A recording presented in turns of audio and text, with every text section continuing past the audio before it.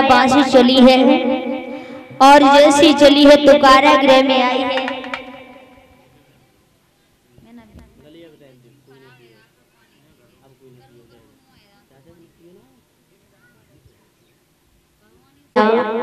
बांसी चलती है, कारागृह के बीच में आई है आधी रात पे।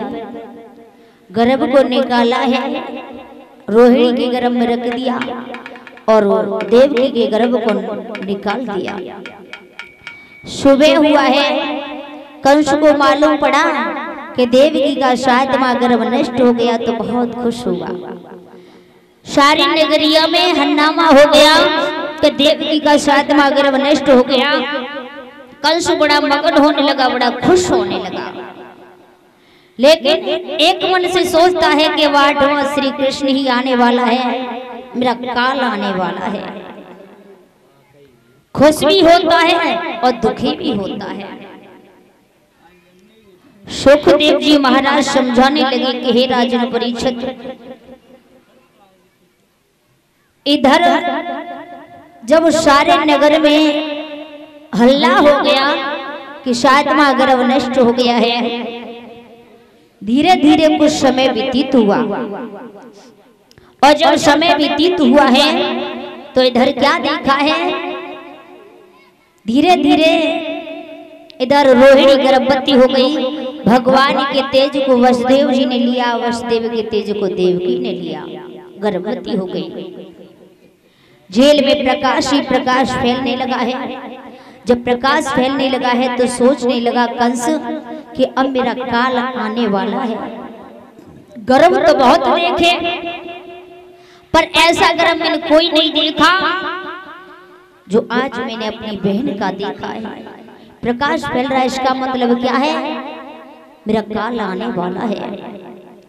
इस तरह से सोचने लगा है भोजराज कंस। अब तो खाते पीते उठते बैठते लेटते हर जगह पर भगवान ही भगवान दिखाई दे रहे हैं कंस को। भादों का महीना रहे, अंधेरी रात रहे, धीरे धीरे काफी समय व्यतीत हुआ है। इधर वो योग माया मैया सुधा के गर्भ में प्रवेश कर गई। तो भादों का महीना रहे, हुआ क्या है,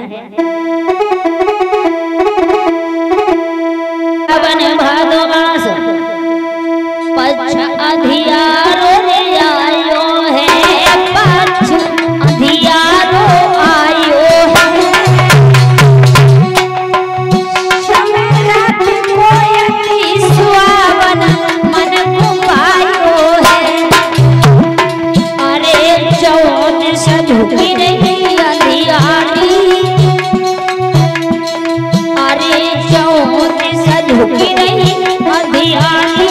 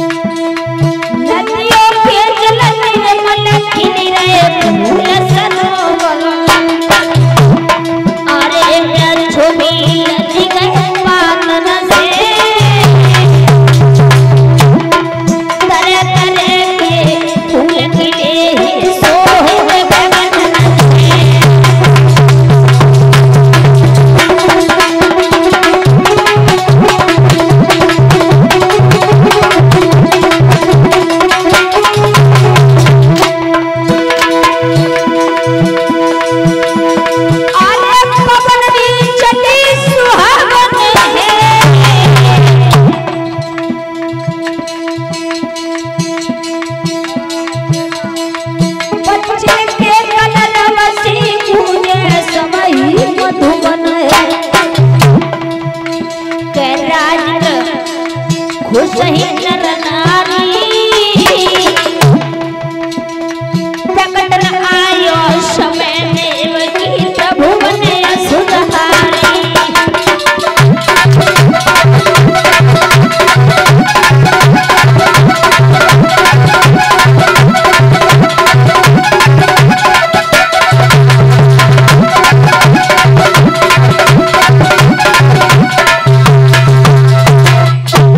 भादों का महीना रहे, अंधेरी रात रहे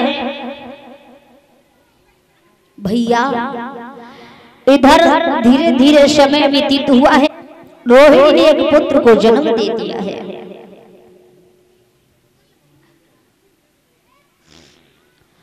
जब उसने जन्म दे दिया है तो इधर भगवान विष्णु ने विचार किया है कि पहले मैं दर्शन दे दूं, उसके बाद जन्म लूंगा। गर्भ स्थिति करने के लिए सब देवी देवता आए हैं कारागृह के बीच में, और स्थिति करने के बाद वो तो वहां से चले गए। इधर भगवान विष्णु ने एक छोटा सा रूप बनाया है, और छोटा सा रूप बना करके कारागृह के बीच में आ गए। वसुदेव देवकी ने देखा है कि मेरे पुत्र के रूप में स्वयं भगवान आए हैं। वसुदेव ने 10,000 गायों का संकल्प कर लिया अपने मन ही मन में, और देवकी ने दोनों हाथ जोड़े, कहा कि दीन बंधु अपने स्तन को छुपा लो, वरना भैया कंस को मालूम पड़ गया तो वो तुम्हें मारने को आ जाएगा। उसी समय जवाब दिया है कि हे माँ, तुम ऐसी बातें क्यों कर रही हो?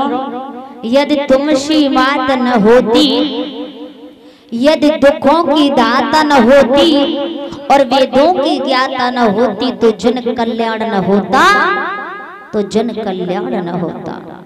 हे माँ, तुम पूर्व जन्म में कौन थी?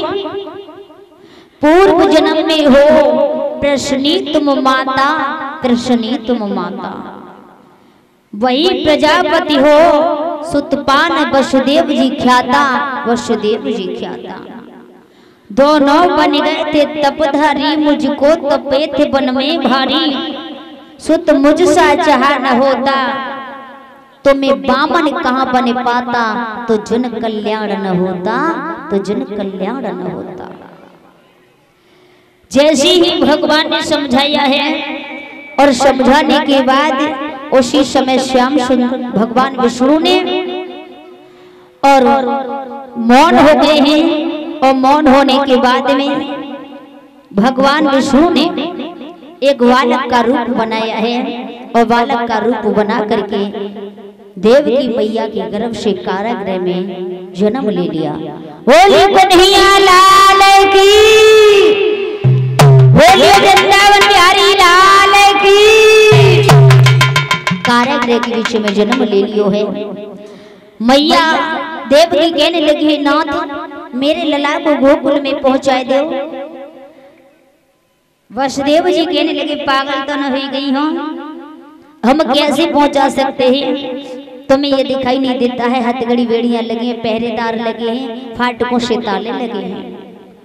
और तब तक योग माया पैदा हो गई मैया यशोदा के गर्भ से। उसने चारों तरफ अपनी योग माया फैला दी। योग माया फैली है, ठंडी ठंडी हवा, नन्ही नन्ही बूंदें गिरने लगी। पहरेदार को नींद आ गई, सो गए। और जब पहरेदार सो गए हैं, हथकड़ी बेड़ियां खुल गए अपने आप, और सोई फाटकों के ताले खुल गए। आज लला को लेकर के गोद में रख लिया है, बेटा को पला में, और लेकर के चल दिए मथुरा से गोकुल नगरिया को। वसुदेव जी बन गए हो तो ले आओ।